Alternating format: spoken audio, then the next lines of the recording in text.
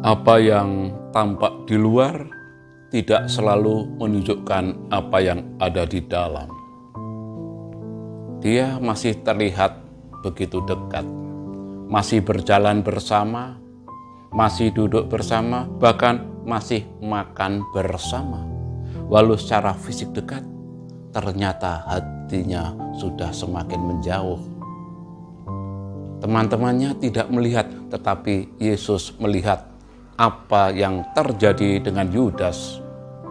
Lalu Yudas berada dengan teman-temannya dan berada di sekitar Yesus. Yudas baru saja menghadap imam-imam kepala dan berkata, "Apa yang akan engkau berikan kepadaku supaya aku menyerahkan dia kepadamu?" Dan imam-imam kepala ini memberi Yudas 30 keping perak. Yudas menyetujui.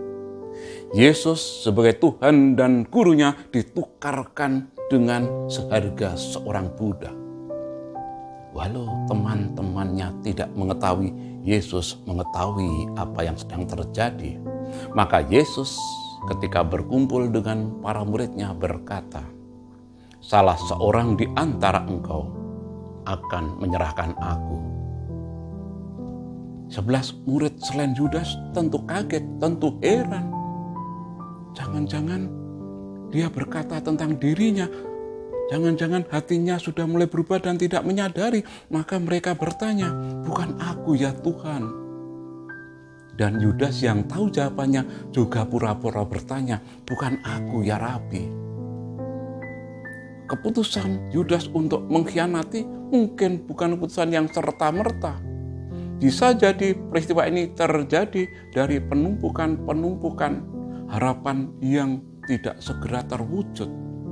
Ada hal-hal yang diharapkan tetapi mengapa tidak ada? Ada kekecewaan tertentu karena Yudas sebagai pemegang uang kas punya keinginan yang lain khususnya terkait dengan keuangan untuk pribadinya dan belum terpenuhi. Sehingga kekecewaan yang kecil-kecil itu akhirnya menumpuk. Dan ketika ada kesempatan, Yudas melakukan pengkhianatan itu.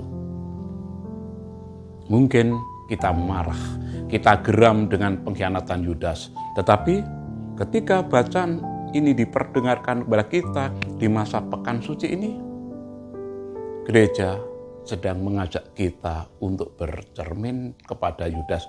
Jangan-jangan tanpa kita sadari kita pun pernah seperti Yudas. Mungkin tidak sedahsyat Yudas, tetapi dengan sikap kita yang bergeser sedikit demi sedikit, akhirnya bisa saja menjauhkan kita dari Tuhan. Mungkin kita masih rajin berdoa, tetapi tidak kita ungkapkan dari kedalaman hati. Mungkin kita masih aktif dalam berbagai kegiatan keagamaan, tetapi mungkin juga motivasinya sudah bergeser. Tidak lagi bagi kemuliaan nama Tuhan, tapi bagi kemuliaan diri sendiri. Bisa saja ada banyak kesempatan kita untuk bisa peduli, tetapi kita memilih abai. Bisa juga ketika suara hati berkata, itu tidak benar, dan kita memilih, enggak apa-apa kan hanya sekali. Sekilas kita tidak berubah. Sekilas kita masih seperti yang dulu, tetapi siapa tahu sebenarnya kita sudah semakin jauh dari Tuhan. Hari ini kita diingatkan, khususnya di masa pekan suci ini, kita diajak untuk kembali fokus kepada Tuhan. Fokus kepada Yesus yang telah rela wafat untuk menebus dosa-dosa kita. Hari ini kita diajak ketika perjalanan kita selama ini mulai keluar dari jalur, kita diajak kembali untuk setia di jalan yang telah ditentukan oleh Tuhan. Yesus yang telah setia kepada kehendak Bapa mengajak kita semua sebagai pengikut-pengikutnya juga untuk setia. Angin senja berhembus perlahan, langitnya redup tanpa cahaya. Mungkin bukan sekali kita menukar Tuhan, dengan hal kecil yang kita anggap biasa. Akhirnya, dari Bukit Golgota di Taman Doa Pusat Spiritualitas Pasionis di Malang kembali saya sampaikan. Salam pijar kasih.